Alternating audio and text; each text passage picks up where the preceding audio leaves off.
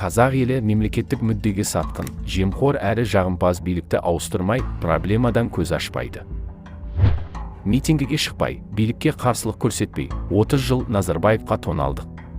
Енді орысшыл Тоқаевты қолдап, тіл мен территориядан айырылуға шақ қалдық. Соғыссыз-ақ қазақ елінің тәуелсіздігін Ресейге беріп қойған мына биліктен не жақсылық күтіп отырсыңдар, ағайын. О тоба!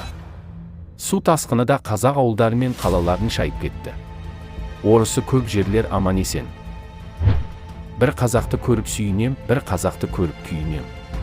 Азаматтық белсенділігі нөл, саяси көзқарасы билікшіл екенін білген кезде, екеуінен де түңілемін. Қандай қиын ситуация болмасын, жауапкершілік жүгін өз мойнына алатын ұл мен қыз тәрбиелей алмаған халықтың болашағы бұлыңғыр, ертеңгі күні қараң.